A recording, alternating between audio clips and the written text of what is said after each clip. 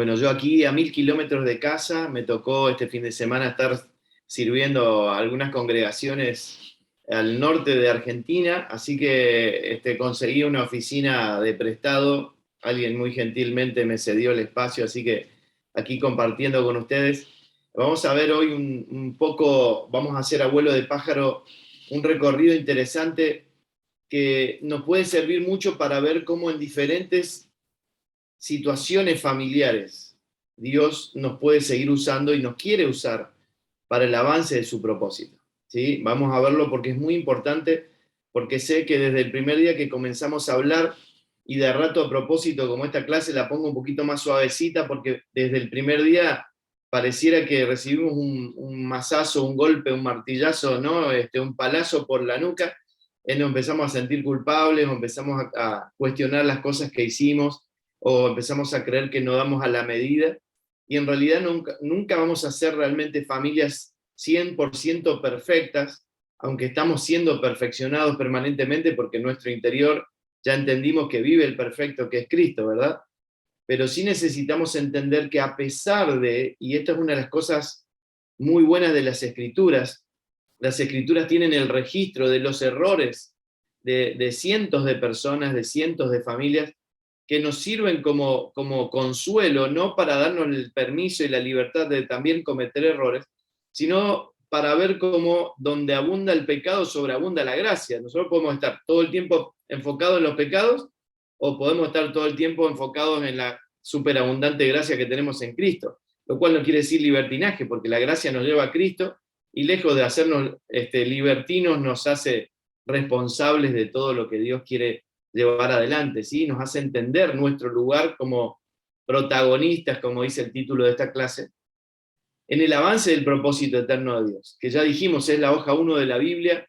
El propósito eterno de Dios es darse a conocer, ¿sí? Dios diseñó al ser humano como un receptáculo para que pudiera contener su vida, y como sus representantes en la tierra, como vimos la clase de pasada, como una cuestión muy seria, como una cuestión de Estado, de gobierno, una decisión de gobierno. Dios determinó que un matrimonio con potencial de impactar hasta todo el globo, con sus familias, pudiera gobernar en representación de Dios. Así que es muy serio lo que estamos viviendo, lo que estamos tratando, y necesitamos pasar, como vamos a hacer hoy, por algunas historias para ver cómo Dios va llevando adelante su plan. Y muchas veces, aunque la persona no esté del todo consciente ni esté obedeciendo a lo que Dios quiere llevar adelante, Dios de alguna manera va a mover las cosas para que el plan se siga llevando adelante. Y eso es muy, muy esperanzador, como lo vamos a ver en estos minutos que vienen. Muy bien, como ya lo vimos, en la historia siempre encontramos el matrimonio y la familia como protagonistas, ¿sí? En su generación, como colaboradores de Dios. Ahí van pasando las generaciones y Dios sigue teniendo un propósito, y ese propósito es eterno, y es darse a conocer. Por eso ya lo vimos, Jesús vino y dice: el que ve al Hijo ve al Padre. Colosenses 1 dice que Él es la imagen visible del Dios invisible. En Hebreos 1 leemos que Cristo es la imagen misma de la sustancia de Dios. O sea, el que muestra a Dios es Cristo. Por eso Dios diseñó esta hermosa tecnología de la cruz, que a través de la cruz, a través de hacernos uno con Él, Cristo vive en nosotros, y es el Hijo, es Cristo el que puede mostrar al Padre. ¿Sí? En Génesis 1:26, ya lo vimos la semana pasada, lo vamos a leer muchas veces o recordar. Fuimos creados para su propósito. El propósito de Dios es darse a conocer. Nos creó como receptáculos, nos creó a su imagen y semejanza, nos creó en un ámbito de orden. Ese orden se perdió, la posibilidad de expresar a Dios se perdió, pero se vuelve a recuperar en la cruz. En la cruz Dios vuelve todo al orden. Y en ese hermoso orden en el que ahora estamos en Cristo, como todas las cartas apostólicas lo recuerdan, tenemos la posibilidad de poder experimentar la misma tecnología que operaba en Jesús. El que ve al Hijo ve al Padre. Cristo vive en nosotros. El gran misterio escondido por siglos y generaciones, Cristo en nosotros, su vida en nosotros. Y es una hermosa realidad entender que hoy Dios vive en nosotros, y empieza en las casas. Por eso es tan importante entenderlo como familia. Dios nos confió, administración y espera fidelidad. Decíamos el otro día y lo recordamos. Fidelidad es exactitud. ¿Sí? Espera que con exactitud, con la mayor entrega, con la mayor responsabilidad, multipliquemos todo el diseño de Dios en las generaciones. Ese siempre fue el plan. Y aunque la desobediencia tergiversó el plan, Dios nunca lo cambió. Como ya vimos, ¿se acuerdan? El otro día hablábamos de la secuencia. Dios puso vida en un ser integral, este ser integral en una familia, en un matrimonio, y esta familia dentro de un ámbito que es el ámbito de Edén. Eso todo se pierde con la desobediencia y en la cruz recuperamos la vida, porque Jesús vino a darnos vida. Esa vida nos devuelve el ser integral, ahora nuestro espíritu vuelve a vivir, somos espíritu, alma y cuerpo nuevamente, y estamos con la posibilidad, como estamos haciendo ahora, de entender la familia, de vivir la familia, de entender el matrimonio, entender ese uno del que hablábamos el otro día, que no significa anular nuestras individualidades, como alguien preguntaba por ahí. Claramente yo no dejo de ser yo, mi esposa no deja de ser ella, sin embargo espiritualmente Dios nos considera uno, y aunque somos tan diferentes que a veces pareciera que estamos en AM y FM, a Dios le pareció hermosa esta locura de dos personas tan diferentes, ensamblarse, unirse, complementarse, no completarse, complemento, no es lo mismo que completar, yo no estoy incompleto, mi esposa me complementa, que significa que dos diferentes, unidos, hacen algo mejor.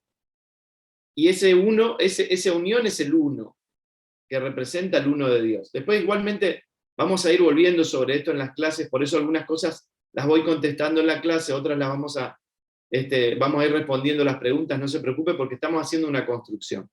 Ahora recuerden, en la cruz recuperamos la vida, en la cruz recuperamos el ser integral, en la cruz recuperamos el concepto sano del diseño de familia, de matrimonio y familia en el diseño de Dios, como representantes de realidades espirituales, y Dios nos pone en este hermoso ambiente que hoy es Cristo, ¿sí? Estamos en Cristo.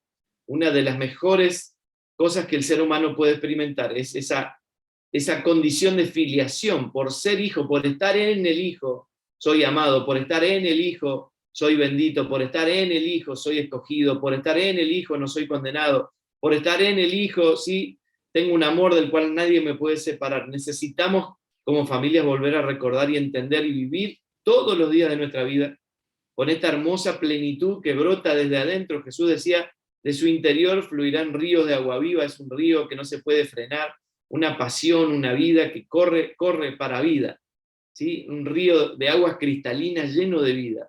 Y esa es la realidad de la vida en nosotros, y nuestros hijos debieran crecer en esos ámbitos. Así que, aunque la desobediencia tergiversó el plan, Dios nunca lo cambió. Personas, matrimonios y familias comunes han podido percibir la eternidad y tomar decisiones para alinearse al plan de Dios y afectar a sus generaciones. Y esto es tan loco que uno lee, por ejemplo, la historia de Abraham. Dios le promete a Abraham, lo vamos a leer un poquito ahora, le promete a Abraham una tierra, y cuando él llega a la tierra, dice el libro de Hebreos que él esperaba en realidad algo que no entendía bien, pero esperaba la tierra celestial, esperaba otra cosa. O sea, algo han podido ver y han decidido gastar su vida, radicalmente vivir para el Señor, aunque vieran poco lo que ven, pero rendían su vida al Señor para colaborar con Dios en el avance de su plan. Vamos a ir viéndolo ahora en las historias, porque incluso hay algunas historias impresionantes, ¿no? De gente muy valiente que de repente cuando te tocan tu familia, lloran como un bebito. Personas en un total desorden que por solo el hecho de alinearse a Dios, Dios los incluye en su plan al punto de llegar a ser genealogía de Jesús. Es algo impresionante, así que vamos a ir avanzando y lo vamos a ir viendo. Dios sigue obrando de esta misma manera, usa matrimonios, familias, para llevar adelante su propósito eterno, que es reunir todo en Cristo, como dice Pablo en Efesios 1, y que esto sea manifestado en toda la tierra. Si es el Hijo el que da a conocer al Padre, el Hijo es la imagen visible del Dios invisible, claramente Dios tiene que reunir todo en Él. Todo está en Cristo, Cristo está en nosotros, y por eso todo puede ser visible. Lo espiritual puede ser visible a través de personas comunes que en su gestión de vida todos los días manifiestan la vida de Dios. Vamos a empezar, aunque ya lo hablamos algunas veces, pero a recordar algunas cosas del primer matrimonio, de la primera familia de la tierra. Adán, versión hombre y mujer, son el primer matrimonio protagonista en esta historia. En Génesis 1, 2 y 3 encontramos mucho respecto a su historia, como ya lo hemos visto y lo seguiremos haciendo en este curso, ¿sí? No se preocupen porque no está agotado, vamos a sacar muchas cosas. De hecho, como ya les conté la semana pasada, estoy a mitad ahí, estoy en un proceso de escribir un libro nuevo, que va a hablar mucho acerca de lo que sucedió en el origen y de la seriedad de la cuestión de Estado que Dios diseñó para el matrimonio y la familia. En ellos vemos la intención del diseño original, ¿sí? Las intenciones en las primeras 2 o 3 hojas de la Biblia, vemos las intenciones del diseño original y como vimos la semana pasada, cómo eso se recupera, ¿sí? Por la obra de la cruz, de la cual somos parte cuando nos unimos al Señor.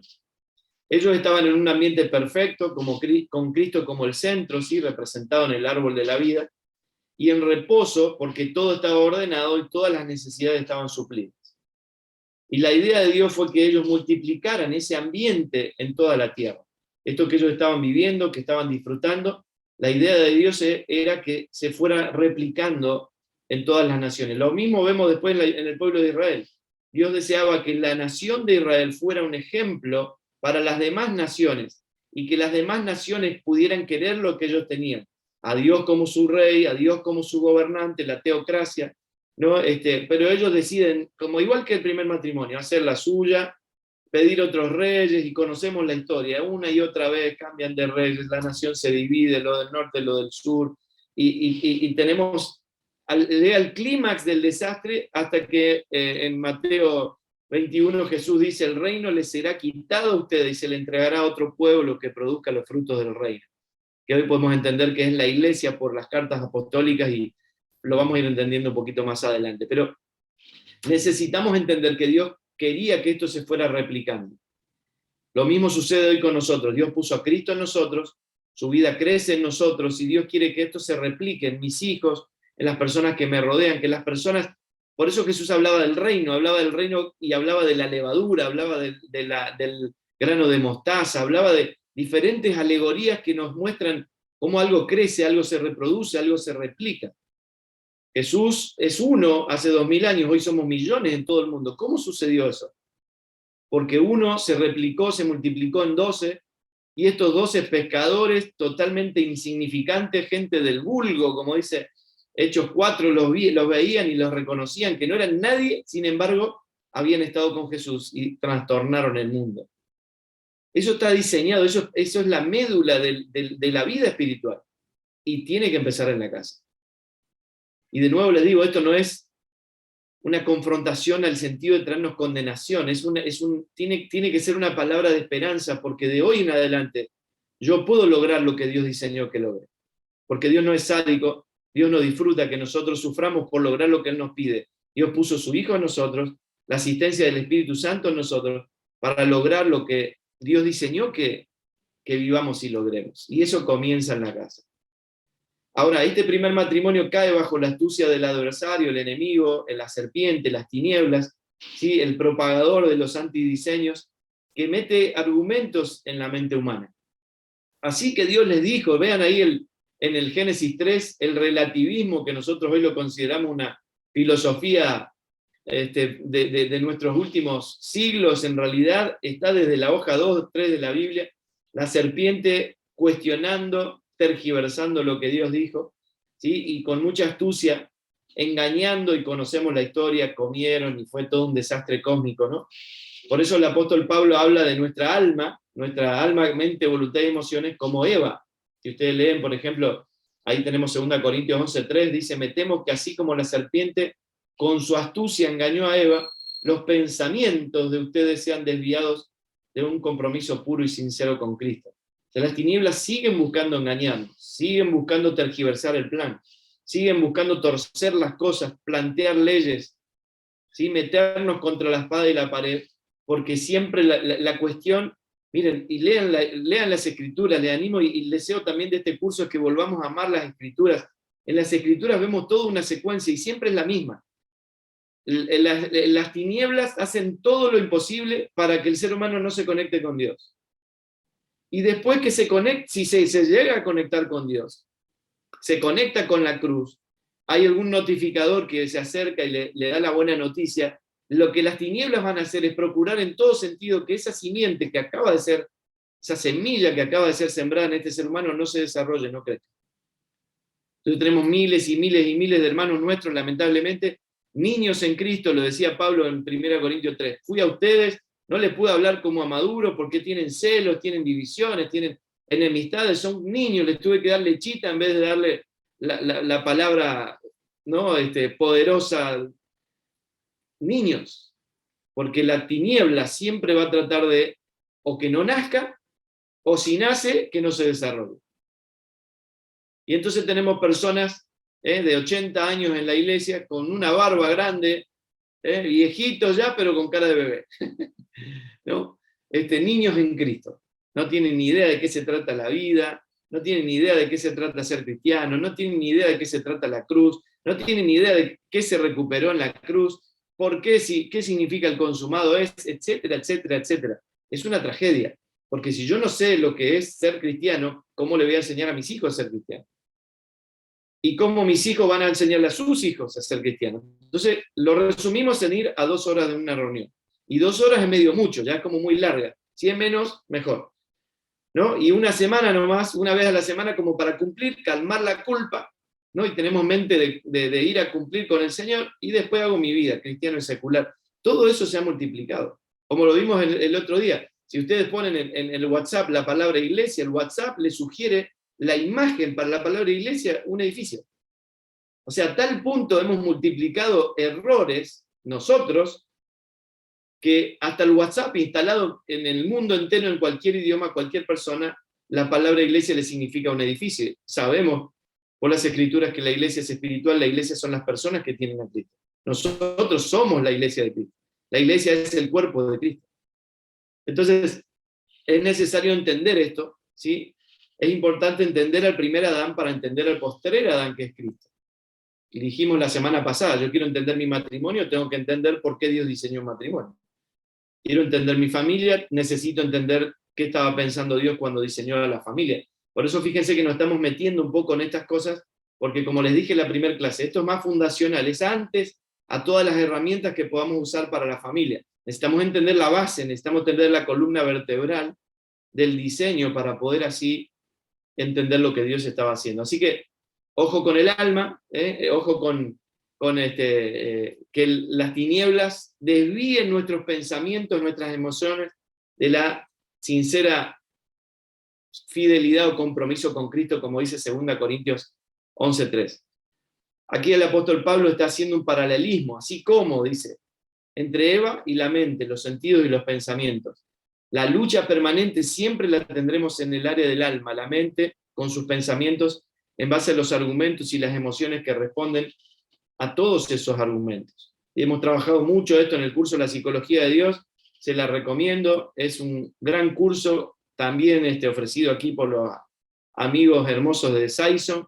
Conozco al autor del libro, conozco al profesor que da el curso, es un genio, véanlo, y es muy modesto, ojo. Bueno, vamos a ponernos serio. Menos mal que no la tengo mi esposa acá, porque mi esposa en las reuniones siempre me ubica, ¿viste? Te hace la seña que hacen las esposas para ponerte en el eje. Por eso la Biblia dice que la esposa es la ayuda dueña, ¿no es cierto? Perdón, la ayuda idónea. Mientras no sea ayuda demonia, estamos bien. Bueno, esto para que no se duerman, vamos, a despertarse, a despertarse. Vamos a ver la historia, así rapidito pasamos, porque ya un poco la vimos la semana pasada por la historia del primer Adán. Vamos a la historia de Noé y su familia. Una historia muy interesante, todos la conocemos. Es sorprendente lo que sucede, y sorprendente porque Jesús la menciona. ¿Sí? Y no estamos hablando acá ni nos vamos a meter en doctrinas secundarias que nos pueden generar división, pero Jesús en un momento dice, el fin de todo va a ser como los días de Noé. Y nosotros tenemos como una idea de que queremos que el fin nos lleven y que nos saquen de acá y escaparnos de este lío que hay acá, pero en los días de Noé se quedó y todos los malos se fueron. Se lo dejo para que lo piense, no me voy a meter por ahí porque puede generar algunos chispazos. Pero veamos que Dios se cansa, vemos ahí en la historia, se cansa de los humanos y se arrepiente de haberlos creado. Y claramente esto da la idea como que Dios se puede arrepentir, cambiar de plan, tiene otro plan.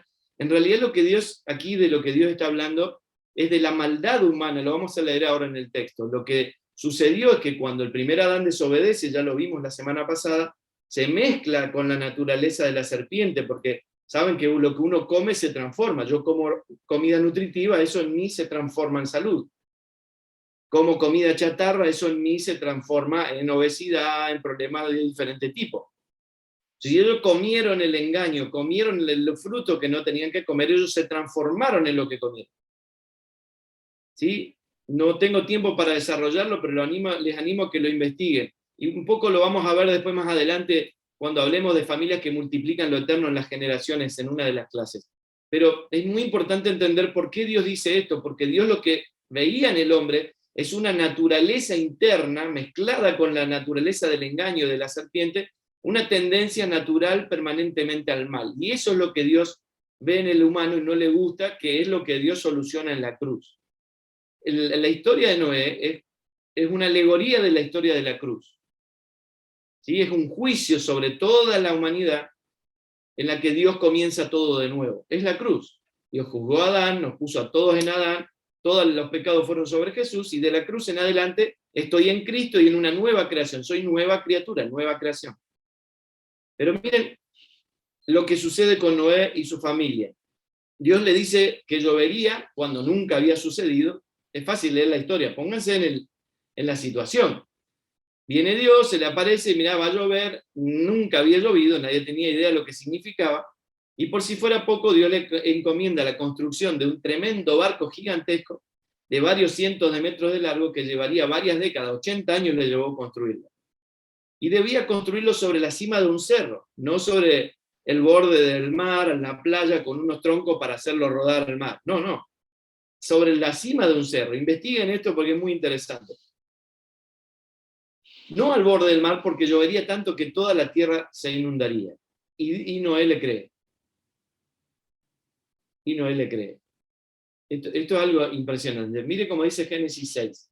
El Señor vio la magnitud de la maldad humana en la tierra y que todo lo que la gente pensaba o imaginaba, alma de nuevo, ¿no? Algo, la vida interna, era siempre y totalmente malo.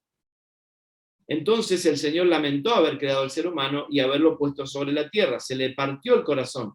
Entonces el Señor dijo: borraré de la faz de la tierra a esta raza humana que he creado. Así es, y destruiré a todo ser viviente, a todos los seres humanos, a los animales grandes, a los animales pequeños que corren por el suelo, y aún a las aves del cielo. Lamentó haberlos creado. Pero Noé encontró favor delante del Señor. Este es el relato de Noé y su familia. Noé era un hombre justo, la única persona intachable que vivía en la tierra en ese tiempo, y anduvo en íntima comunión con Dios. Después vamos a ver un poquito esto, qué significa el hombre justo, ¿no? Pero era intachable y vivía con comunión con Dios. No era justo, es decir, que vivía bajo los principios de Dios. Justicia, ¿sí? Equidad entre responsabilidad, obligaciones y derechos, ¿no? Hay una equidad. Esta vida con principios es la que hace que se manifieste la gracia de Dios, que siempre es mayor que su ira. Vemos claramente aquí en el arca una sombra y tipo de Cristo. Se salvaron los que estaban reunidos en el arca. Como todas las cartas apostólicas vemos, ese en Cristo.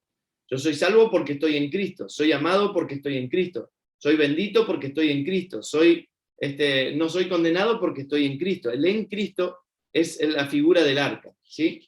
Y todo debe ser reunido en Cristo para ser preservado.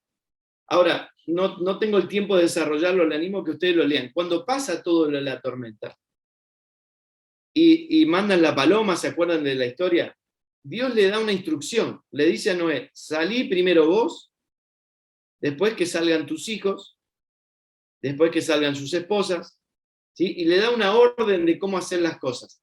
Ya en el primer momento, cuando Noé tiene que salir a la tierra, a comenzar de nuevo la nueva oportunidad, Noé invierte el orden. Y sale de otra manera que como Dios le había dicho. Ya de entrada desobedeció y después conocemos la historia, se emborracha, bueno, investiguenla pero aún así Dios sigue llevando adelante su plan. Y vuelve a usar familias. Y después de Noé vemos que Dios le vuelve a decir lo mismo que en el Génesis: multiplícate, llenen la tierra, gobiernen sobre la tierra. Va pasando la historia, llegamos a Abraham y su familia. Abraham le creyó a Dios y entró en la historia eterna como uno de los grandes protagonistas de la historia. A partir de él vemos 4 generaciones para un gran impacto: Abraham, Isaac y Jacob, de quien nacen las 12 tribus de una nación. ¿Sí? Dios es el Dios de Abraham, de Isaac y de Jacob. Y de Jacob nace el pueblo de Israel. Dios es un Dios multigeneracional. Lo mismo vemos después en Timoteo. Lo vamos a leer en un momentito. ¿Sí? Veo la fe no fingida que todavía había en tu abuela, la vi en tu mamá, ahora la veo en vos. Y hoy, 2000 años después, estamos hablando de Timoteo. Vaya si tiene impacto que una familia decida caminar en fe no fingida. Ahora miren Génesis 12, 1 al 4. El Señor le había dicho a Abraham, deja tu patria y a tus parientes y a la familia de tu padre y vete a la tierra que yo te mostraré. Se van a ver una y otra vez en las escrituras que comprometerse con Dios lo cuesta todo. El que quiere, si alguno quiere ser mi discípulo, dice Jesús, si alguno, hay como una opción, si no querés, todo bien, pero si querés ser mi discípulo, vas a tener que tomar tu cruz y seguirme. Tomar la cruz es negarse a sí mismo. Hay una decisión radical. Abraham tiene que dejar todo y seguir a Dios. Haré de ti una nación grande, te bendeciré y te haré famoso, y serás una bendición para otros. Bendeciré a quienes te bendigan y maldeciré a quienes te traten con desprecio. Todas las familias de la tierra serán bendecidas por medio de ti. ¿Sí? ¿Ven el impacto de nuevo? Empieza en uno, tiene un impacto global. Y encima este tipo ni siquiera es de la línea es alguien que Dios toma de un lugar, le dice que deje los ídolos, la nación donde estaba la familia, y comienza un plan, una historia, que tiene impacto global. En Abraham encontramos la mejor sombra de lo que iba a ser la vida en Cristo. Él escuchó y obedeció a Dios en todo. Aunque, si ustedes leen Génesis 12, es impresionante. Él empieza a caminar hacia la tierra que Dios le había prometido. ¿Y saben qué hace? Se llevó a su sobrino Lot. ¿Y Dios qué le había dicho? ¿Que lleve a algún pariente o que deje a los parientes? Le había dicho que los deje, ¿no? Bueno, él se lleva a Lot, y después sabemos al final de la historia que él se termina peleando con Lot, ¿sí? Y se terminan separando. En un momento tiene que salir a la guerra para rescatar a este sobrino Lot. Bueno, todo un lío, y a veces pasa eso. En la historia, nosotros vamos tomando decisiones y vamos retrasando el plan. Por ejemplo, Abraham Dios le había dicho, vas a tener un hijo, le había dado la promesa del hijo, y a él se le ocurre la genial idea de darle una ayudita a Dios. Y conocemos la historia. Se mete con la sirvienta, cómplice con su esposa, ¿sí? Para que ustedes entiendan, Abraham tuvo relaciones sexuales con su empleada, pero cuando nace el hijo, estaba Sara con sus piernas abiertas, Agar acostada sobre su panza y dando a luz como si Sara hubiera dado a luz. Para legitimar, era una práctica de ese momento, para legitimar que el hijo era de Abraham. O sea, miren el nivel de decisiones. Y conocemos la historia, ustedes siguen el hilo de la historia, y hoy tenemos Israel y Palestina peleándose por quién es el primogénito. Porque Dios reconoce a Isaac como primogénito, pero Ismael era el primogénito de Abraham. Gracias a la ayudita que se le ocurre a Abraham. Ahora, miren este cabezón Abraham.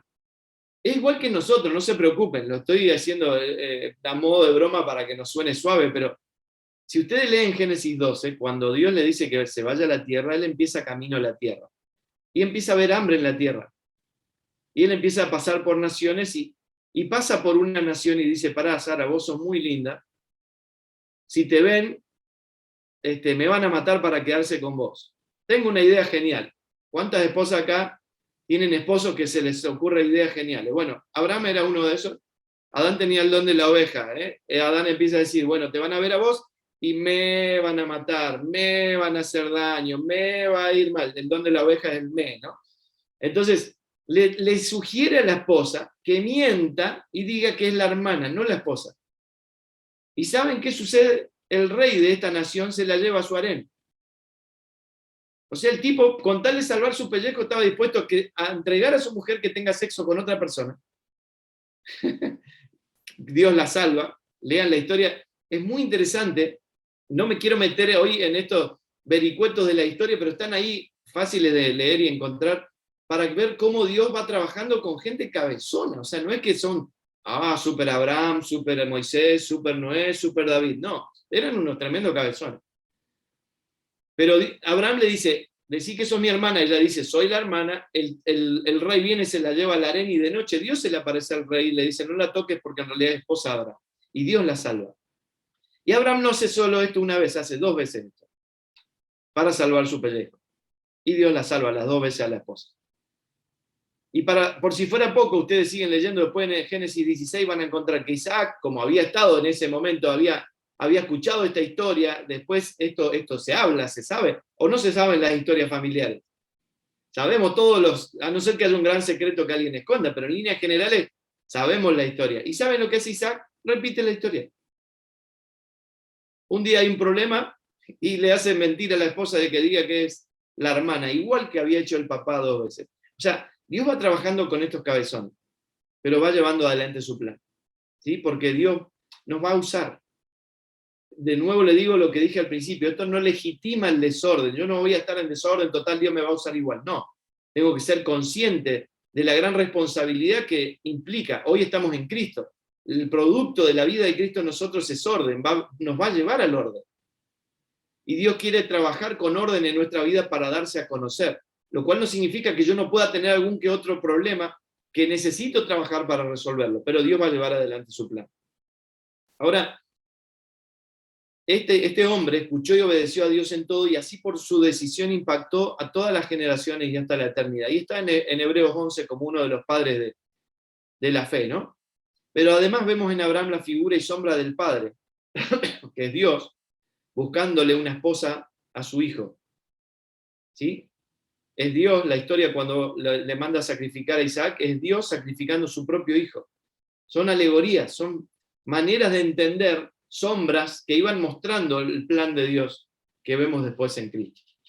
Tenemos una historia, y voy pasando, hay muchas historias en el medio que no tenemos tiempo de verlas, pero miren lo que sucede con Rahab.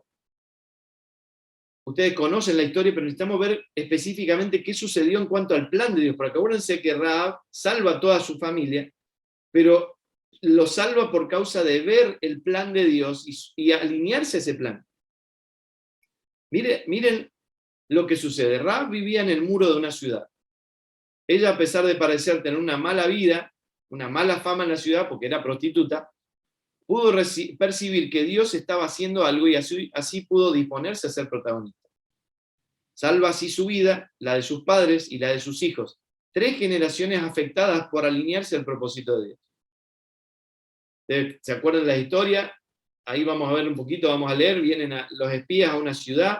Ella se da cuenta que estos estaban mirando algo y que algo iba a pasar, y negocia con ellos. Se alinea al plan. No sale a la ciudad a decirle a los líderes, miren, ojo con esto, que nos van a venir a hacer una guerra. No, ella entiende que hay algo superior y se alinea a eso y puede salvar la vida de su familia. 3 generaciones. Ese propósito en esta etapa de la historia es el pueblo de Israel. Miren lo que sucede. Leemos ahí en Josué capítulo 2. Luego Josué envió en secreto a 2 espías desde el campamento israelita que estaba en la arboleda de acacias, y les dio la siguiente instrucción: exploren bien la tierra que está al otro lado del río Jordán, especialmente alrededor de la ciudad de Jericó. Entonces los 2 hombres salieron y llegaron a la casa de una prostituta llamada Rahab, y pasaron allí la noche. Un albergue, ¿no? Un lugar donde dormir. Y con servicios. Claro, estos espías no tomaron el servicio, no hace falta que lo aclaremos, ¿no? Pero alguien le avisó al rey de Jericó: unos israelitas vinieron aquí esta noche para espiar la tierra. Entonces el rey de Jericó le envió una orden a Rahab: saca fuera a los hombres que llegaron a tu casa, porque han venido a espiar todo el territorio. Rahab, quien había escondido a los hombres, Rahab ve algo está pasando acá, tengo que esconder a estos muchachos. Rahab, quien había escondido a los hombres, le respondió: es cierto, los hombres pasaron por aquí, pero yo no sabía de dónde venían. Salieron de la ciudad al anochecer, cuando las puertas estaban por cerrar. No sé hacia dónde se fueron. Si se apresuran, probablemente los alcancen. Verso 6. En realidad, la mujer había llevado a los hombres a la azotea de su casa y los había escondido debajo de unos manojos de lino que había puesto allí. Entonces los hombres del rey buscaron a los espías por todo el camino que lleva a los vados del río Jordán. Y justo después que los hombres del rey se fueron, cerraron la puerta de Jericó. Esa noche, antes que los espías se durmieran, Rahab subió a la azotea para hablar con ellos. Y les dijo, sé que el Señor les ha dado esta tierra. ¿Ven? Ella está viendo algo. A pesar de su desorden, de su vida desastrosa, ella está viendo que Dios algo está haciendo. Sé que el Señor les ha dado esta tierra. Todos tenemos miedo de ustedes. Cada habitante de esta tierra vive aterrorizado, porque ellos sabían que Dios estaba con el pueblo de Israel. ¿Ven? Hoja 1 de la Biblia. Estamos diseñados para que se vean que Dios está, que estamos en Dios, ¿no? Que estamos con Dios. Todos tenemos miedo, dice ella, todos estamos viviendo aterrorizados. Verso 10, pues hemos oído como el Señor les abrió un camino en seco para que atravesaran el Mar Rojo cuando salieron de Egipto. Y sabemos lo que les hicieron a Sehón y a Og, los dos reyes amorreos al oriente del río Jordán, cuyos pueblos ustedes destruyeron por completo. No es extraño que nuestro corazón esté lleno de temor. A nadie le queda valor para pelear después de oír semejantes cosas, pues el Señor su Dios es Dios supremo arriba en los cielos y abajo en la tierra. Ya puede reconocer a Dios y lo que Dios está haciendo. Verso 12, ahora júrenme por el Señor que serán bondadosos conmigo y con mi familia, ya que les di ayuda. Denme una garantía, cuando Jericó sea conquistada, salvarán mi vida y también la de mi padre y mi madre, mis hermanos y hermanas y sus familias. ¿Ven? Está todo bien, yo puedo andar haciendo mi vida hasta que se trata de la familia y las generaciones. Si uno está dispuesto a dar todo, a rendir todo, a dejar todo. Hasta el mafioso más malo del mundo, hasta un narcotraficante más peligroso trabaja por sus hijos. Quiere blanquear dinero para dejarle negocios, propiedades a sus hijos. O sea, todo se reduce siempre a la familia, porque ese fue el plan de Dios. Ahora mire lo que dice el versículo 14. Te ofreceremos nuestra propia vida como garantía por la tuya, le prometieron ellos. Si no nos delatas, cumpliremos nuestra promesa y seremos bondadosos contigo cuando el Señor nos dé la tierra.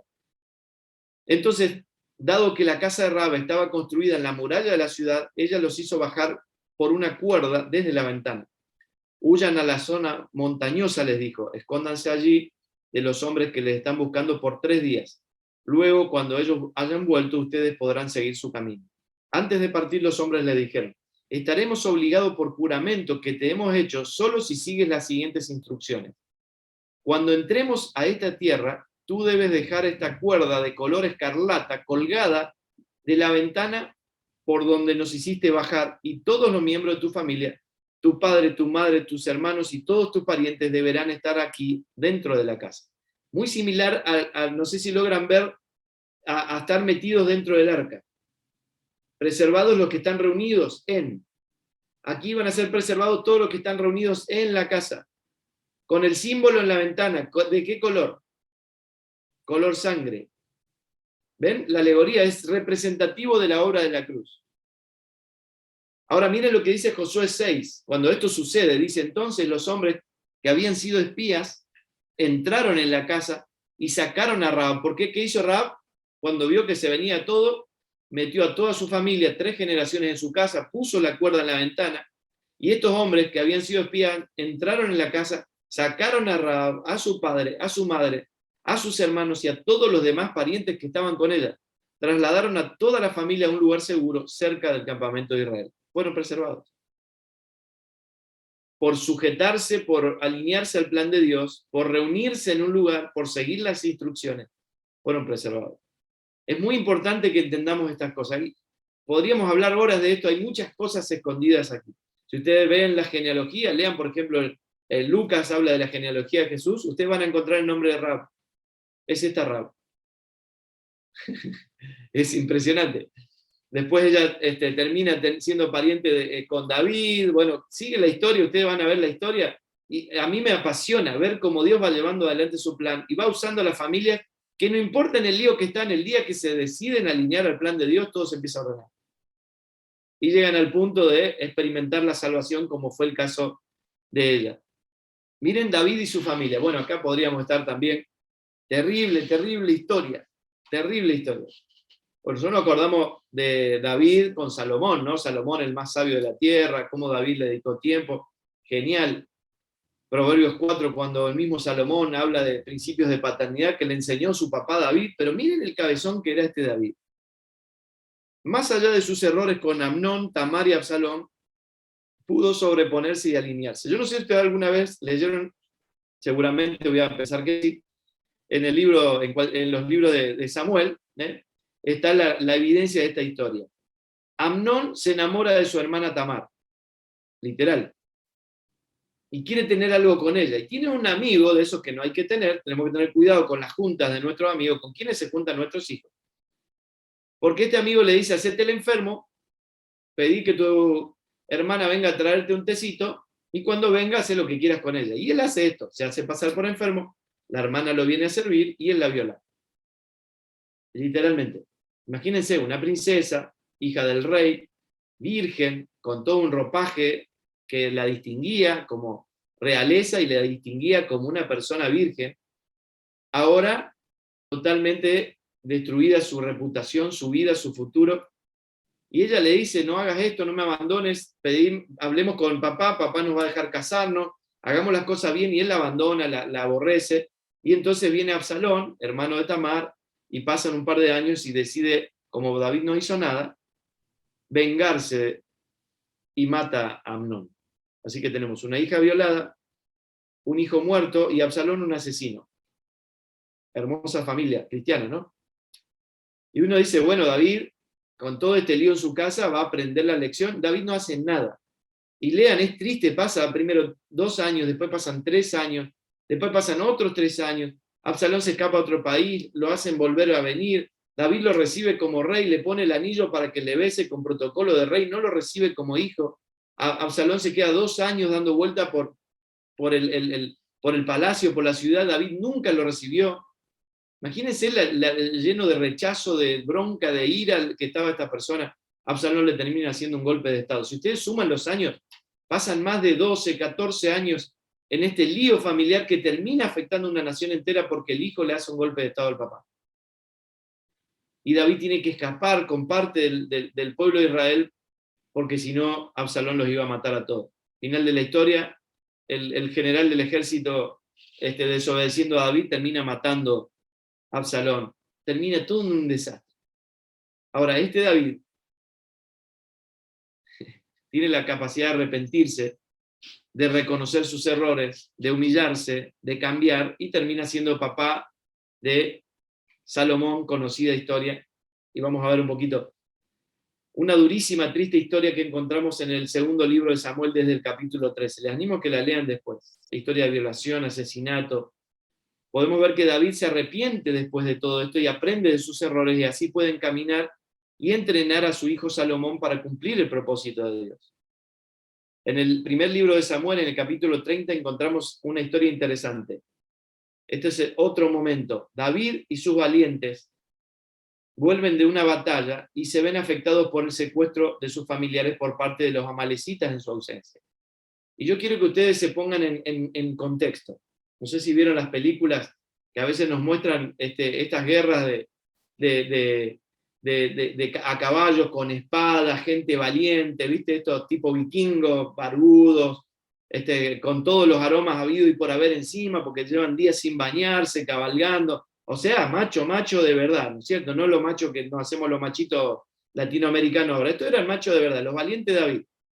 Estos tipos eran tan valientes que un día Saúl lo estaba persiguiendo y David dice, ¿cómo me encantaría tomar agua de aquel pozo? Y resulta que ese pozo estaba en medio de un centenar de valientes de Saúl que lo estaba persiguiendo, estaban todos durmiendo, y un par de estos locos van hasta ese lugar, se meten a la noche mientras todos duermen, y le traen a David una cantimplora con agua de ese pozo. O sea, estamos hablando de machos, ¿sí?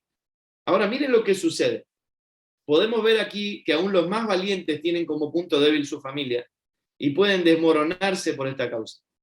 Cuando se dan cuenta de la situación, dice el relato que lloraron hasta quedarse sin fuerza. Yo no sé si usted lloró alguna vez de esta manera. ¿Sí? Generalmente cuando se nos muere un familiar, o a veces tristes situaciones como cuando tenemos un desamor, ¿no? Y uno llora hasta no poder más. Bueno, estos muchachos llegaron a este punto. Se angustiaron grandemente por ver el peligro en el que estaban sus familias. Miren la historia. 3 días después, o sea, ellos, pónganse en contexto, ellos se fueron a un lugar a conquistar. Ya vienen de pelear, están cansados, están días durmiendo en cualquier lado, peleando. Pónganse en ese contexto. Ellos vuelven de este lugar, llegan a su casa en la ciudad de Siclag, encontraron que los amalecitas habían asaltado el Negev y Siclag, habían destruido Siclag, la habían quemado hasta reducir las cenizas. Se habían llevado a las mujeres y a los niños y a todos los demás, pero sin matar a nadie. Cuando David y sus hombres vieron las ruinas y se dieron cuenta de lo que les había sucedido a sus familias, lloraron a más no poder. O sea, a más no poder es llorar hasta que ya no me salen más lágrimas. Las dos esposas de David, Ahinoam de Jezreel y Abigail, la viuda de Nabal de Carmelo, estaban entre los que fueron capturados. La historia de Nabal también investiguenla, es impresionante cómo puede preservar la vida por ver que Dios estaba haciendo algo con David. Quiso salvar a su esposo un cabezón, no pudo, no quiso. Una hermosa historia, búsquenla después. Seguimos. Verso 6. David ahora se encontraba en un gran peligro porque todos sus hombres estaban muy resentidos por haber perdido a sus hijos e hijas y comenzaron a hablar acerca de apedrearlo. Pero David encontró fuerzas en el Señor. Esta frase es impresionante. David encontró fuerzas en el Señor. ¿Dónde está mirando David? El desastre que su familia no está, el desastre que todos estos valientes que él lo conoce, que son macho, o sea, no puedo jugar con esto porque estos si se enojan, está complicado. David mira al Señor. Dice que encontró fuerzas en el Señor. Entonces le dijo a Abiatar el sacerdote. Escuche lo que hace David. David era, acuérdense, David no podía hacer algo de sacerdote, no era sacerdote. Y David le dice al sacerdote, tráeme el efod, es la ropa de sacerdotal. Así que Abiatar lo trajo. Abiatar ya sabe que David es medio loquito. Sí, David, tomá, ¿viste? Pero David está haciendo algo que legalmente está mal. Delante de Dios está mal. Y de nuevo, a ver, quiero que entiendan el punto. No estamos legitimando hacer cosas que estén mal ni hacer lo que se me dé la gana.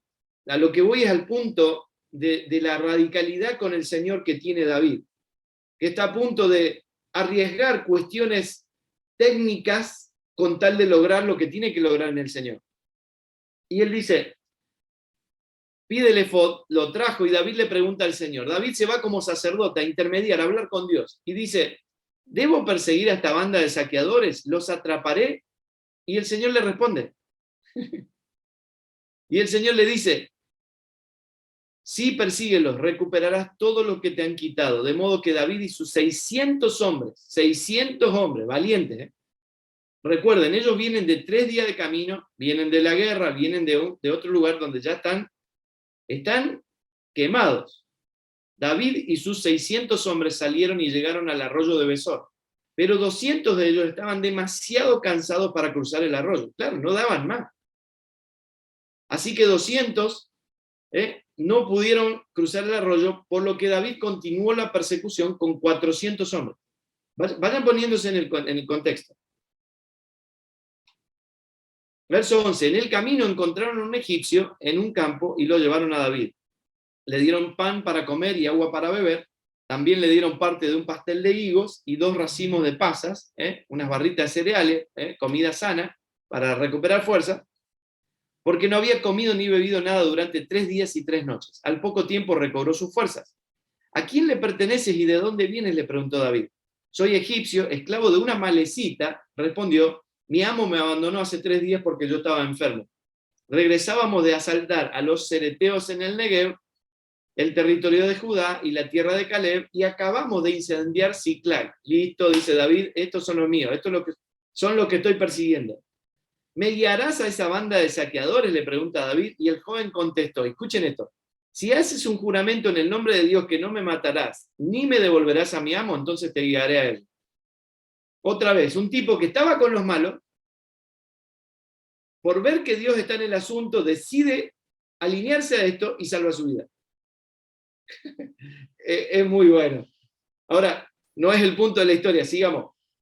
Así que guió a David hasta los amalecitas y los encontraron dispersos por los campos, comiendo, bebiendo y bailando con alegría por el enorme botín que habían tomado los filisteos y de la tierra de Judá. Escuchen esto. Recuerden, David viene de 3 días de camino, ahora hizo varios días de camino. 200 se quedaron porque no dan más, y son estos 400 con la fuerza que le queda. Entonces David y sus hombres, verso 17, se lanzaron contra ellos y los mataron durante toda la noche. Y durante todo el día siguiente, hasta la tarde. No tenemos ni idea de lo que eso significa. ¿Usted sabe lo que estar peleando toda la noche con una espada en la mano? Las miles de personas que eran, porque ellos eran 400. Y están cansadísimos, pero se pelean toda la noche y se pelean todo el día siguiente, sin parar.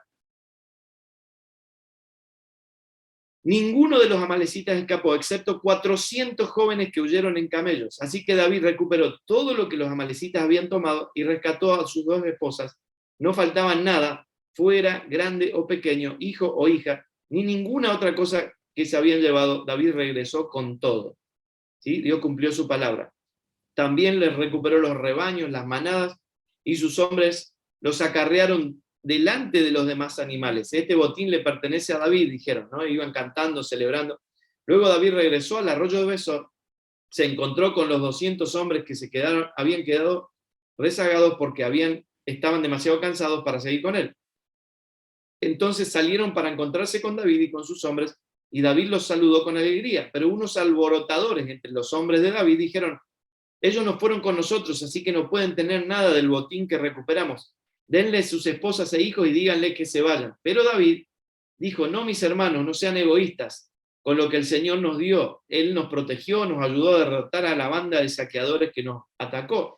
¿Quién les hará caso cuando hablan así? Compartiremos como por partes iguales, tanto con los que vayan a la batalla como con los que cuiden las pertenencias. Ya David, ven, nunca se le termina el problema al líder, no es que ahora ya recuperó y siguen los líos, ¿no? Pero David permanece y puede recuperar. Ahora, muchas veces podemos estar tan enfocados en otras cosas superficiales o aparentemente importantes de la vida que corremos el riesgo de perder nuestras familias en el proceso. Claramente, si David hubiera estado en su casa, esto no hubiera sucedido. David se había ido para otro lado con estos 600. Es bueno revisar nuestras agendas y ver en qué estamos enfocados. Debemos revisar y ver por los resultados qué es lo que realmente consideramos importante. Alinearnos a lo eterno nos evita errores en cualquier área de nuestra vida. Y fíjense que David, antes de salir, consulta al Señor, ¿sí? David es temeroso del Señor, tiene un caos terrible, pero él mira al Señor y se fortalece en el Señor. Ahora, todas estas historias, a mí me impacta mucho pensar que esta gente vivió antes de la cruz. Ellos no tenían la asistencia del Espíritu Santo como tenemos nosotros hoy, no tenían la Biblia para leerla como la tenemos nosotros hoy. O sea, nosotros tenemos muchas más ventajas, debiéramos vivir mucho mejor. Y por eso es bueno que tengamos estos espacios donde nos alineamos a lo eterno, para que nosotros, nuestras familias, nuestras generaciones, en vez de aprender por las malas, por golpes en la vida, podamos aprender por las buenas. Escuchar y obedecer. Jesús decía: nada hago por mi cuenta, solo hago lo que veo hacer el Padre. En otra ocasión dijo: mi comida es hacer la voluntad de mi Padre. O sea, él vivía su comida, comer es vida. Comía la voluntad de Dios, hacer la voluntad de Dios era su comida. Y eso está instalado en nosotros por la tecnología de la cruz. Nada debe costar el precio de perder nuestras familias. ¿De qué me sirve ganar el mundo, construir empresas, hacer miles de cosas, tener fama si en el proceso pierdo a mi familia? Como lo vemos en la historia, nadie es tan valiente como para soportar la pérdida de la familia. Finalmente, siempre todo se reduce a la familia. Ningún éxito en la vida puede compensar el fracaso en la familia. Ellos venían de traer un gran botín, venían de una guerra, estaba todo bárbaro, hasta que se encontraron con que perdían a su familia. Y no les importó nada más que salir a recuperar. Y Dios les acompañó en esto, ¿no? David, con sus errores y aciertos, fue sensible a lo eterno y dejó también una huella en todas las generaciones. Él y su familia fueron protagonistas en la historia de Dios. Y así podemos ver una y otra vez, no tenemos el tiempo, pero solo a modo de ir viendo cómo la historia se va llevando adelante. Ahora vamos a hacer un receso, unos minutos, y cuando volvamos vamos a ver en el Nuevo Testamento las historias que encontramos antes y después de la cruz, de familias como la de Jesús, por ejemplo, hasta muchas otras familias, colaboradores con Pablo, colaboradores con los apóstoles, cómo Dios va llevando adelante su plan. Muy bien, seguimos. ¿Cómo están? ¿Bien? A todos los que veo, por lo menos. Excelente, muy bien. Vamos a pasarnos al Nuevo Testamento y a ver algunas historias muy interesantes. Y quedarnos con esta hermosa sensación que si vemos en la historia, vemos en el hilo de la historia de Dios, el plan se va llevando adelante y Dios puede y quiere usarnos como protagonistas en su plan, ¿sí? Y Él es un altísimo, altísimo honor. Recién pensaba mientras sonaba la canción, qué lindo poder conectarnos, ¿sí? Incluso los que no se pueden conectar ahora se van a ir conectando después. Poder ver esta hermosa realidad de poder conectarnos de más de 10 naciones y estar conectados en esta hermosa realidad de la fe que nos une, que es Cristo, ¿sí? Y siempre honro y agradezco al Señor por Saison, por proveer esta plataforma, por haber invertido años y horas. Y como todo comienza pequeño, pero se transforma en grande si somos fieles y queremos de corazón servir al Señor. Así como Jesús empezó en uno, hoy somos millones, ¿sí? Saison empezó en 2 o 3 y hoy llega a todas las naciones, 3 idiomas, así que una honra. Evelyn, abrazos, saludos a todo el staff. Muy bien, vamos a comenzar por la historia de José y María. Es una historia tremenda, ¿sí?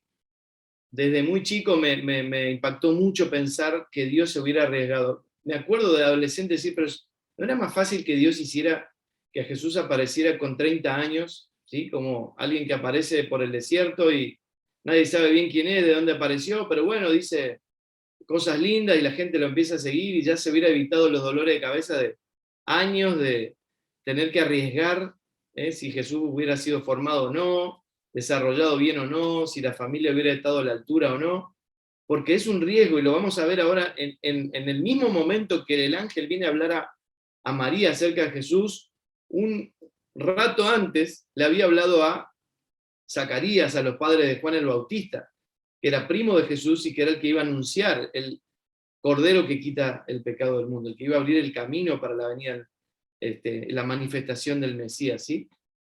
Ahora, el mensaje que vemos aquí con Jesús y su familia es un mensaje de parte de Dios muy claro. Dios cree en sus diseños. La autoridad, obediencia, el desarrollo del potencial, como vimos la semana pasada, la autoridad en el sentido de preservación de vida, en el sentido de nutrición, de cuidado, no de control, como la mente enemistada lo toma y como el mundo nos quiere hacer creer que es la autoridad. La autoridad en el diseño de Dios es una autoridad sana, una autoridad que trae el orden, una autoridad que me preserva, me cuida, me nutre, preserva la vida de Dios en las generaciones. Esta autoridad, esta obediencia, este desarrollo del potencial, aprender sobre el propósito eterno de Dios, descubrir la asignación que tenemos en esta vida, son cosas que Dios pensó y diseñó que se aprendan en la familia. Yo puedo ver muy claramente en mis hijos su potencial, sus intereses, y trabajar en ellos para desarrollar ese potencial. Lo he contado en algunas ocasiones, estoy ahora en la zona donde nací, estoy siendo profeta en mi tierra, y estoy compartiendo unos días hasta mañana con mis padres, mis hermanos, y me acuerdo que de chiquito mi papá por diferentes razones no había podido influir en mi vida sobre la cuestión académica. Sí, amar al Señor, permanecer, ser siempre honestos, nunca bajar los brazos. Tengo muchísimas cosas que honrar a Dios por mis padres, pero mi papá sobre todo, por no tener tanta experiencia académica, no pudo ver en mí una intención. Y esto no es una crítica ni un reproche, sino le cuento a modo de testimonio. Mi pastor sí me vio desde muy chiquito. Yo me acuerdo y nos reíamos con mi mamá, mis hermanos estos días, que con un hermano que éramos un año y medio, tenemos un año y medio de diferencia, nos gustaba jugar de chiquititos a hacer la reunión en la casa y los poníamos a todos, los abuelos, los tíos, a los que estaban de visita en el living de la casa y a sentarse y íbamos a hacer una reunión.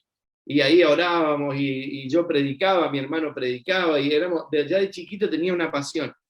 Mis padres vieron esto, pero fue mi pastor el que vio mi interés académico y me empezó a regalar algunas cositas.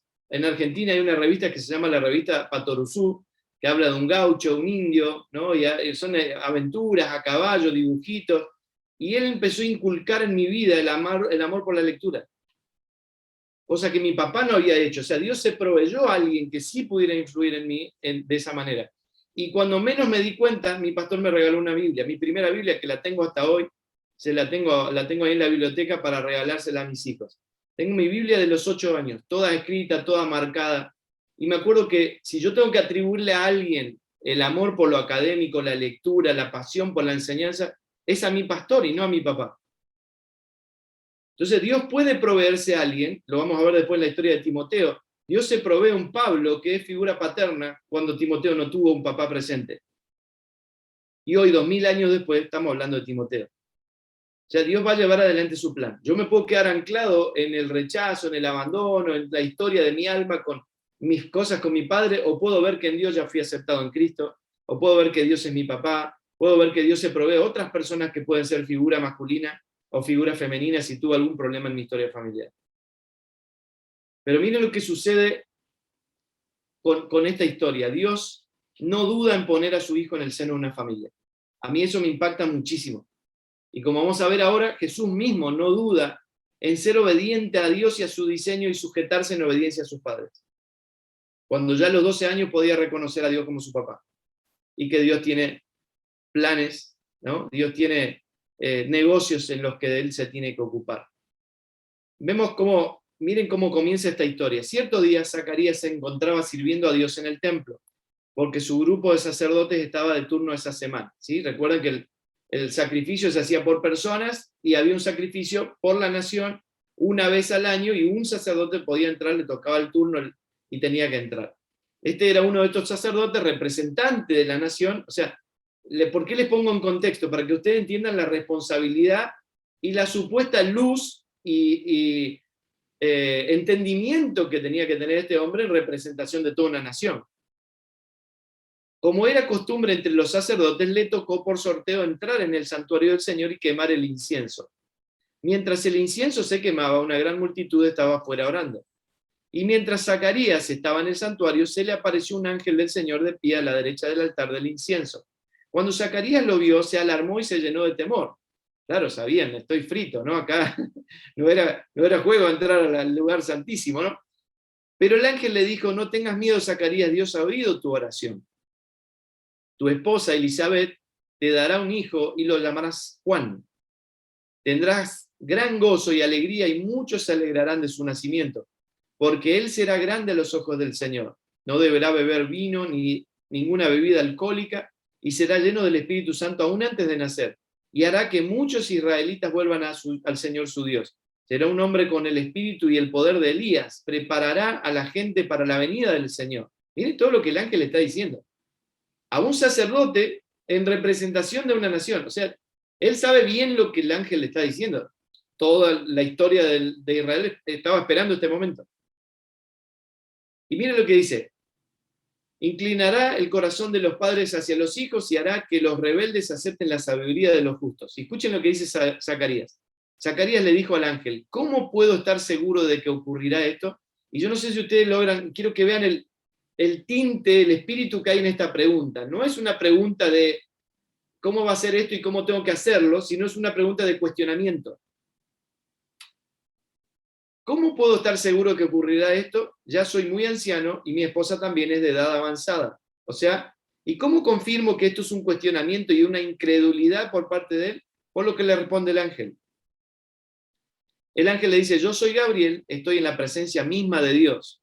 Fue él quien me envió a darte esta buena noticia. Pero ahora, como no creíste lo que te dije, te quedarás mudo, sin poder hablar hasta que nazca el niño. Te aseguro que mis palabras se cumplirán a su debido tiempo. ¿Vemos?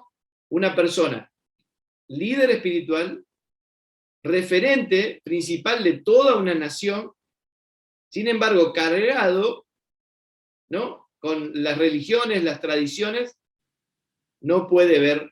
Miren, la religión y las tradiciones humanas pueden estorbar nuestra fe y obediencia. Y de nuevo, no estamos cuestionando ni diciendo salgamos todos a no tener, no, las prácticas, todo lo que vivimos es genial y nos colabora, pero tiene que ser siempre como los huesos en el cuerpo, tiene que acompañar la vida, no matar la vida.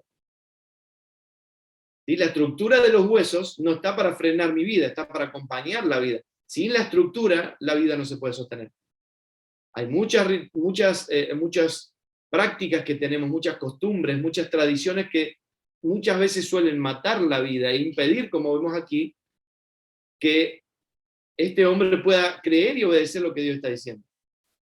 Y nos muestra que lo que Dios estaba empezando a hacer, sacar a la humanidad de la esclavitud, de la religión y las tradiciones, y darle la oportunidad de vivir en la libertad del nuevo pacto, de vivir la vida de Cristo las 24 horas, como sucede después de la cruz. Cada día en el interior de cada persona que quiere hacerla, que acepte esta vida, ¿no? Zacarías, como líder religioso, no cree y cuestiona al ángel acerca de lo que Dios le dice que va a hacer con su hijo Juan el Bautista. Y el resultado es quedarse mudo. No tengo tiempo ahora, pero le animo a que lo investigue. Muy interesante el hecho de quedarse mudo, ¿no? Cosa que no sea bocón, no salga a decir nada, ¿no? Quedarse quieto hasta que suceda lo que sucede. Las evidencias muestran que es como Dios dice que es. Por otro lado, en el mismo, miren lo que está sucediendo. Este es un referente, un líder, alguien que sabe que el pueblo entero está esperando esto. Sin embargo, por alguna cuestión no lo puede ver. Y por el otro lado tenemos a María, una niña, una adolescente común y corriente, que recibe la visita del mismo ángel. Y su actitud es totalmente otra. Miren lo que dice el verso 26 del capítulo 1 de Lucas. Cuando Elizabeth estaba en su 6º mes de embarazo, o sea, Elizabeth es la esposa de Zacarías, ¿sí? Mamá de Juan el Bautista, Dios envió al ángel Gabriel a Nazaret, una aldea de Galilea, a una virgen llamada María. Esta estaba comprometida para casarse con un hombre llamado José, ¿sí? Desposada. O sea, el compromiso no es como nosotros ahora que estamos de novio y que vemos qué onda y nos comprometemos, después nos descomprometimos. No, esto ya era prácticamente un matrimonio. Tampoco tengo tiempo para desarrollarlo, pero investíguenlo. Estaba comprometida para casarse con un hombre llamado José, en poquitos días se iban a casar. Descendiente del rey David, ¿sí? José de la línea de David. Gabriel se le apareció y dijo: saludos, mujer favorecida, el Señor está contigo. Confusa y perturbada, María trató de pensar lo que el ángel le quería decir. ¿Sí? Está como sorprendida, choqueada. No temas, ¿sí? No tengas miedo, María, le dijo al ángel, porque has hallado el favor de Dios. Concebirás y darás a luz un hijo y le pondrás por nombre Jesús. Él será muy grande y lo llamarán Hijo del Altísimo. El Señor Dios te dará el trono, le dará el trono de su antepasado David y reinará sobre Israel para siempre. Su reino no tendrá fin. Pero ¿cómo podrá suceder esto? Ahora miren, parece la misma pregunta que la de Zacarías. Pero no es una pregunta de cuestionamiento y de falta de fe. ¿Cómo sucederá esto? Ella está preguntando, ok, Señor, ¿cómo es? ¿Cómo lo tengo que hacer? Miren la respuesta del ángel. ¿Cómo sucederá esto? ¿Cómo podrá suceder esto? Le pregunta María al ángel. Soy virgen. El ángel le contestó: el Espíritu Santo vendrá sobre ti y el poder del Altísimo te cubrirá con su sombra. Por lo tanto, el bebé que nacerá será llamado santo y será llamado Hijo de Dios. Es la simiente de la mujer que menciona Génesis 3, ¿sí? Además, tu parienta Elizabeth quedó embarazada en su vejez. Antes la gente decía que ella era estéril, pero ha concebido un hijo y ya está en su 6º mes de embarazo, pues la palabra de Dios nunca dejará de cumplirse. María respondió: soy la sierva del Señor, que se cumpla todo lo que has dicho acerca de mí, y el ángel la dejó. ¿Ven la diferencia?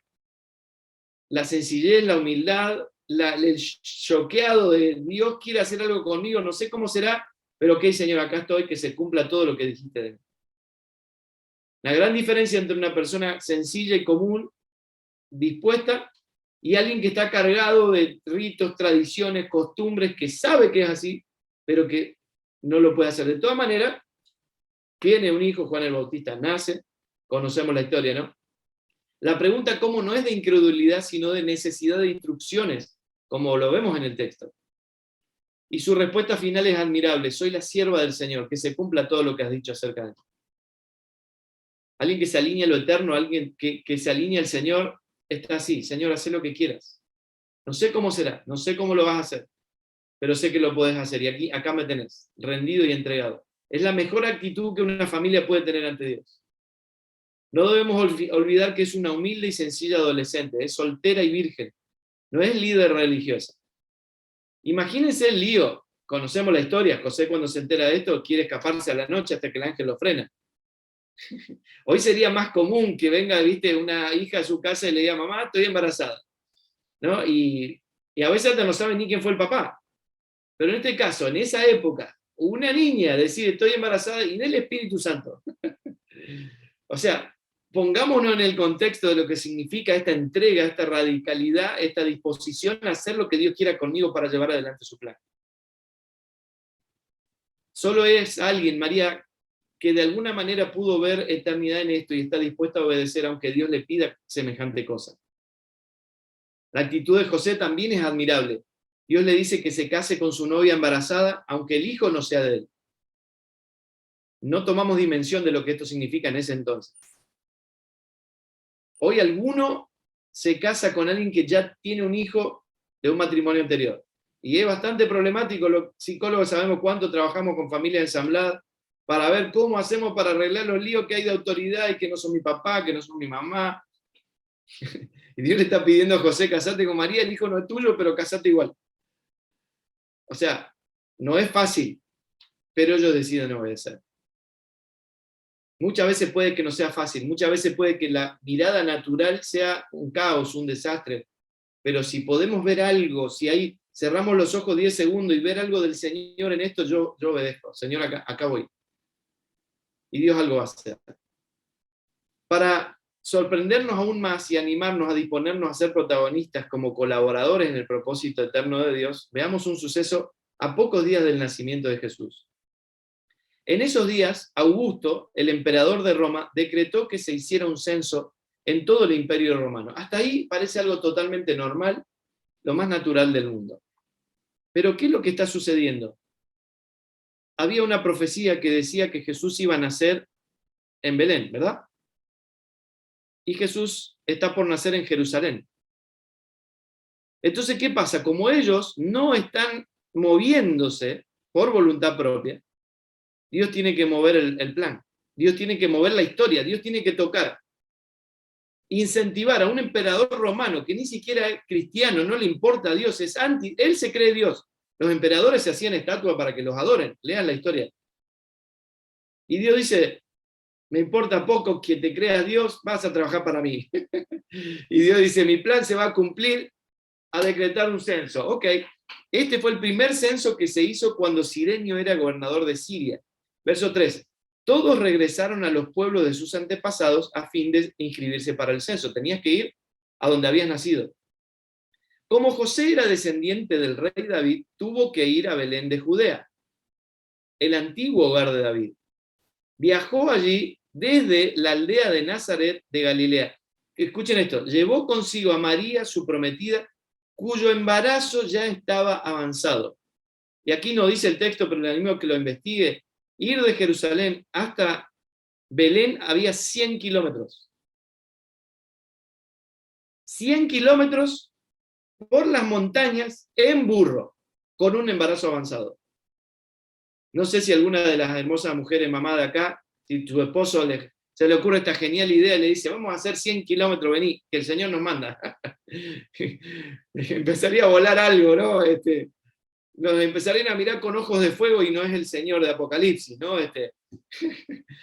Pero, miren, ellos deciden, movidos, o sea, no por voluntad propia, y si hubiera ido antes, si hubieran estado más atentos quizás antes, se hubieran movido en otras condiciones, pero María obedece, se sube a un burro y hace 100 kilómetros. Y las mamás que están acá saben, yo me acuerdo, mi esposa, mis 2 hijos, lo incómodo que son los últimos días. Ir en coche, un coche cómodo, de la casa hasta el hospital, hasta el sanatorio para que nazca, ay, es todo un lío, imagínense en un burro, 100 kilómetros, horas y horas, caminando, ¿no? Y ellos van a Belén, llevó consigo a María, su prometida, cuyo embarazo ya estaba avanzado. Mientras estaban allí, llegó el momento para que naciera el bebé. Ahora, ¿qué otra cosa que sucede? ¿Por qué nace en un pesebre? Porque todos habían ido a censarse, estaba todo el mundo ahí y no había más lugar donde dormir. Si estos cabezones hubieran ido antes, a tiempo, hubieran encontrado un buen lugar, hubiera estado todo más cómodo, pero muchas veces, por eso insisto en esto, cuando nosotros retrasamos, no somos sensibles, no obedecemos, retrasamos el plan. O muchas veces retrasamos y muchas veces se puede poner incómodo, ya hay que mover otras cosas, hay que subirse a un burro y hacer 100 kilómetros. María dio a luz a su primer hijo varón, ¿sí? Un varón, lo envolvió en tiras de tela y lo acostó en un pesebre porque no había alojamiento disponible para él. Ahora, a mí me encanta esto como Dios mueve su historia. Dios lleva adelante su historia, le guste a quien le guste, como le parezca a quien le parezca. Hasta moviendo a un emperador. Imagínense, Roma es el país, es la nación más poderosa de la tierra. No le importa a Dios, pero Dios mueve al emperador de la nación más poderosa de la tierra para que su plan se lleve adelante. Vemos claramente cómo la historia humana se va entrelazando con la historia de Dios. Ahora lo sorprendente es que María, a pesar de estar con un embarazo avanzado, hace estos 100 kilómetros. Evidentemente, de alguna manera podían ver lo eterno y tomar semejante decisión para que se cumplan las profecías que decían que el Mesías nacería en Belén. Miqueas 5:2 dice, pero tú, oh Belén, Éfrata, eres solo una pequeña aldea entre todo el pueblo de Judá. No obstante, en mi nombre saldrá de ti un gobernante para Israel, cuyos orígenes vienen desde la eternidad. Miren la profecía de Miqueas, diciendo que el Cristo eterno, cuyos orígenes vienen desde la eternidad, iba a nacer en forma de un bebito humano en Belén. María tiene un embarazo avanzado y no está en Belén. No sé si ustedes toman dimensión de lo que esto significa. O sea, no estamos en un juego cuando estamos metidos con Dios. Dios va llevando adelante su plan.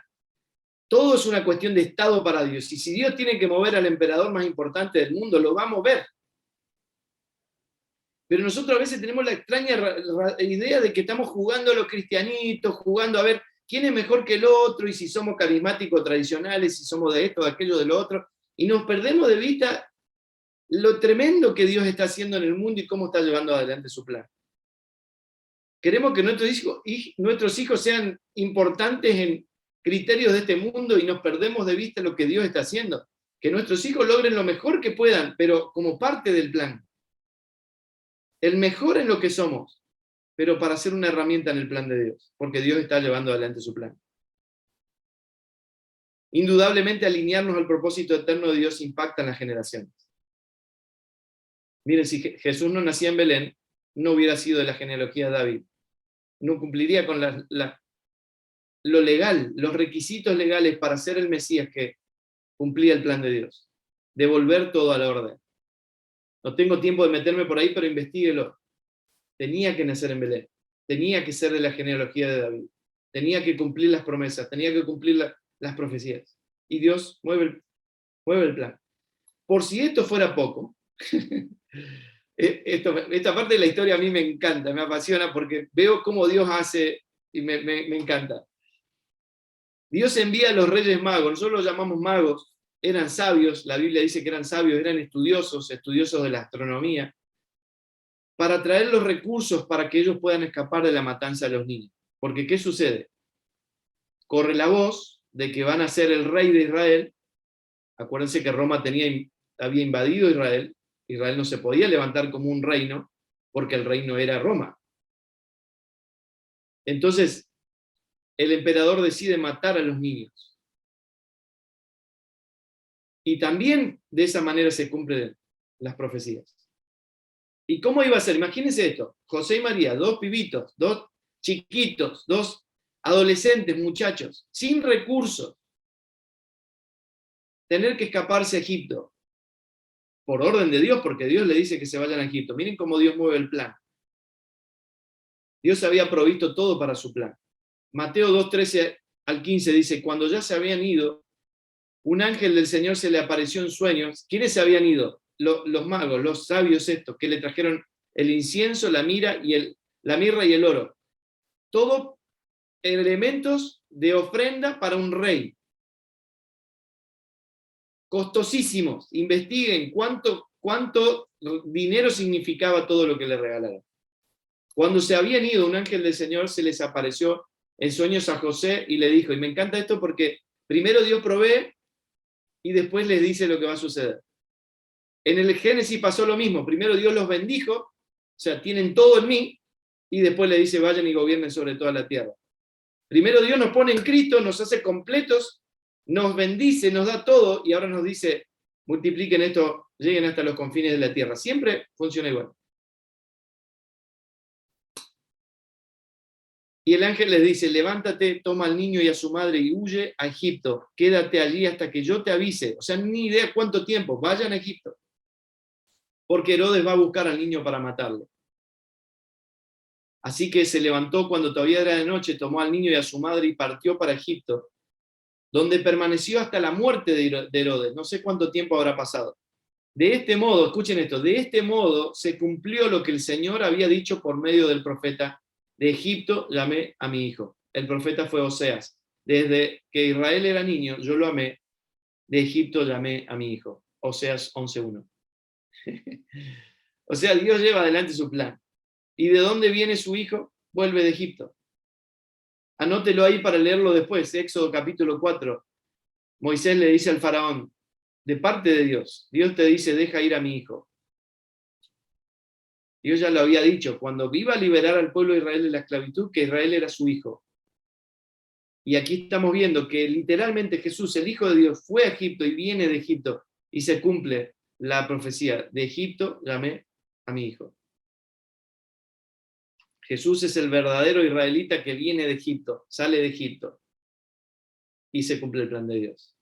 O sea, no sé si logran tomar dimensión, y oro estoy en una oración permanente que el Señor nos abra los ojos para ver lo grandioso que es esto.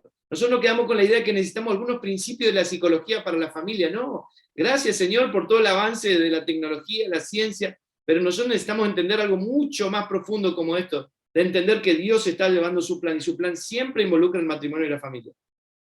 ¿O ustedes se creen que es casualidad que todo el bombardeo del mundo está sobre la familia?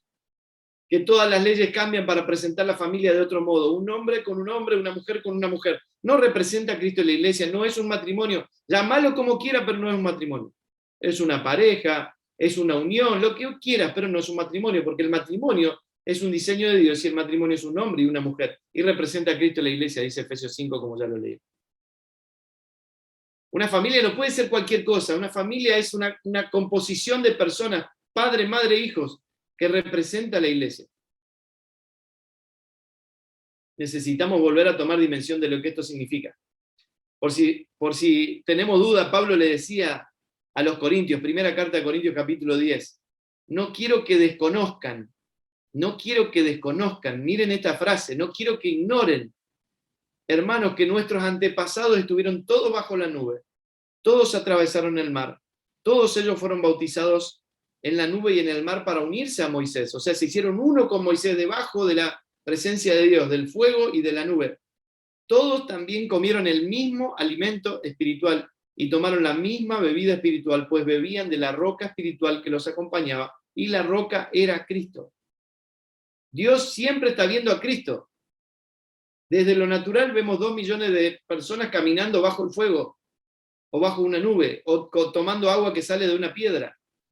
Dios está viendo a Cristo. Su plan es Cristo. Y Dios está llevando adelante ese plan. Y nos puso en ese plan. Nos incluyó en el Hijo. Qué gloriosa realidad que vivimos hoy. Sin dudas, el plan de Dios tiene como eje a su Hijo y va llevando adelante su plan en la historia y tiene a las familias como protagonistas. Ya después conocemos, sucede lo de la cruz. Jesús se va, le dice, es mejor que yo me vaya, porque si me voy va a venir el Espíritu Santo. El Espíritu Santo les va a guiar a toda verdad, la verdad es Él, es Cristo, nos va a guiar a Cristo, nos va a recordar todas las cosas, nos va a enseñar, nos va a redarguir, nos va a acompañar, y vemos, y vamos a mencionar algunas evidencias de familias después de la cruz, ya llevando adelante el plan de... Muy bien, continuemos entendiendo que sin dudas el plan de Dios tiene como eje a su Hijo, y se va llevando adelante su plan en la historia, con matrimonios y familias. Tenemos después de la cruz evidencias también de apóstoles, de los discípulos de Jesús, llevando adelante el plan, y personas, familias colaborando con ellos y llevando adelante este plan. Uno de ellos es Timoteo y su familia. Las circunstancias no deben impedir que formemos a nuestros hijos como colaboradores en el reino.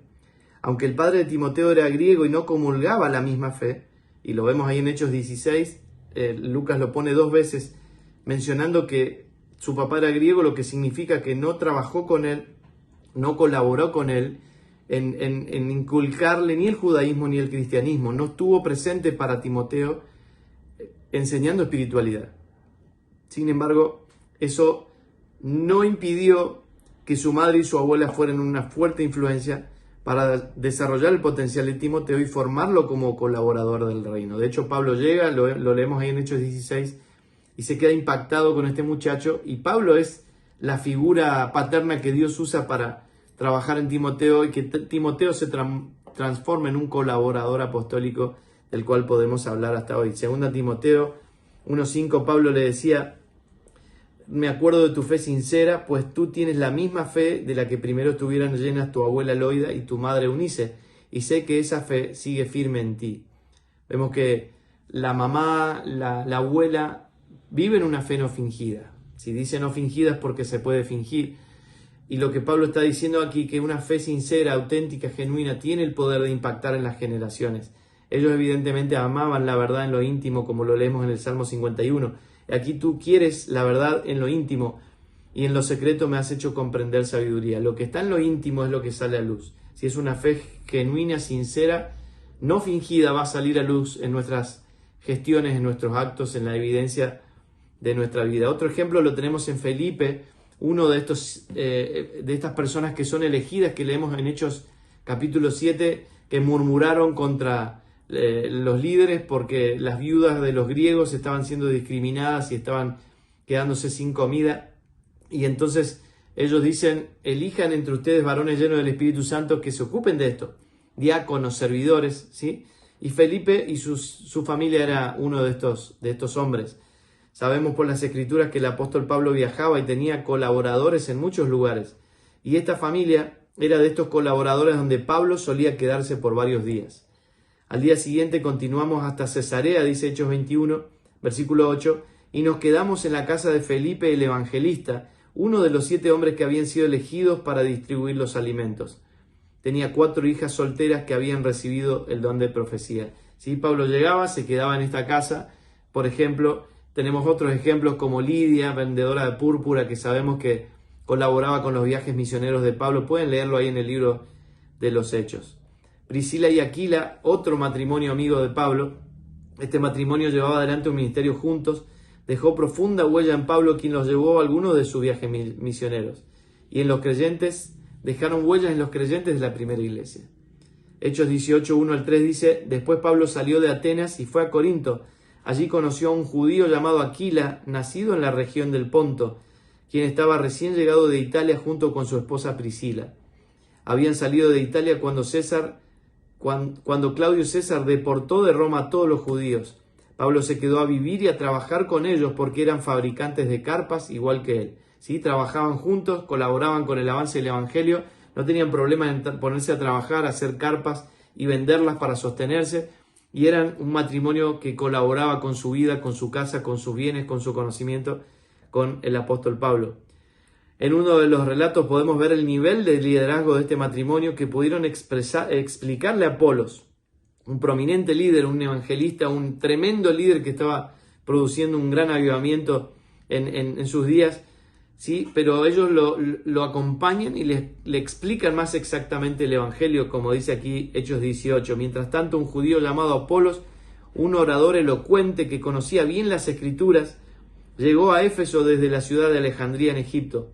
Había recibido enseñanza en el camino del Señor y les enseñó a otros acerca de Jesús con espíritu entusiasta y con precisión. O sea, era un gran líder. Sin embargo, él solo sabía acerca del bautismo de Juan.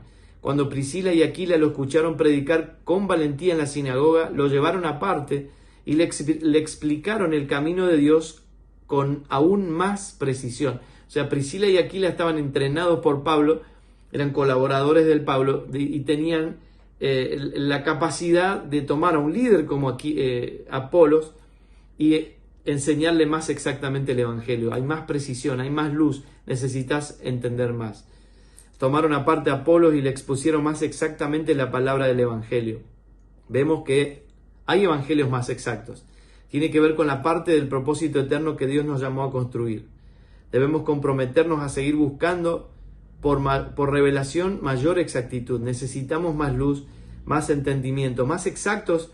Es la medida de Cristo. Efesios 4 dice que es hasta que todos lleguemos a la medida de la estatura de Cristo. Nos debemos medir con Cristo. Ese es el nivel de exactitud que Dios está buscando. Un ejemplo lo tenemos en Deuteronomio 25, que Dios había dejado una instrucción y le dice al pueblo: pesa exacta y justa tendrás.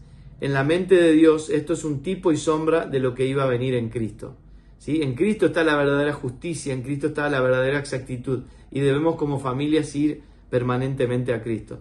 Como lo podemos ver claramente, este fue un matrimonio protagonista en la historia de Dios durante los primeros años de la iglesia, Priscila y Aquila. Y así podemos encontrar muchos otros ejemplos en las Escrituras, pero en esta clase quería dejarles solo algunos ejemplos a través de los cuales podemos entender claramente que Dios va usando matrimonios y familias que quieren alinearse a su plan eterno, y este es el desafío que el Espíritu Santo está trayendo sobre nosotros: dejar la superficialidad humana para alinear nuestras vidas al propósito eterno de Dios y ser protagonistas en esta generación, en nuestra generación. De esta manera experimentaremos la plenitud inigualable que Dios diseñó para nuestras vidas. Y esto solo se produce, la plenitud de Dios solo se produce por alinearnos a lo eterno. Así que les animo a seguir investigando, a seguir apasionados por las Escrituras, por la historia, y en las próximas semanas vamos a ir metiéndonos más y entendiendo un poco más cómo es esto tan hermoso, este desafío hermoso de Dios de poder multiplicar lo eterno en las generaciones. ¿Me permiten orar? Señor, gracias por este tiempo, gracias porque podemos juntos transitar estos días y podemos, Señor, ser desafiados, llenarnos de esperanza. Gracias porque cuando nos exponemos a tu verdad alumbra nuestro entendimiento, y lejos de traer culpa y condenación, nos alinea a tus propósitos, nos llena de esperanza de saber que aún en medio de nuestras miserias y nuestros errores, tu gracia está disponible, sobreabunda tu gracia, podemos alinearnos y podemos ser participantes en tu propósito. Gracias, Señor, gracias por esta hermosa realidad, por esta hermosa oportunidad de ser con nuestras familias y nuestras generaciones colaboradores en tu propósito eterno, que te des a conocer a través de nosotros. Señor, te honramos, te amamos, en el nombre de Cristo el Señor. Amén, amén. Muy bien, seguimos la próxima. Les envío un fuerte abrazo a todos. Chau, chau.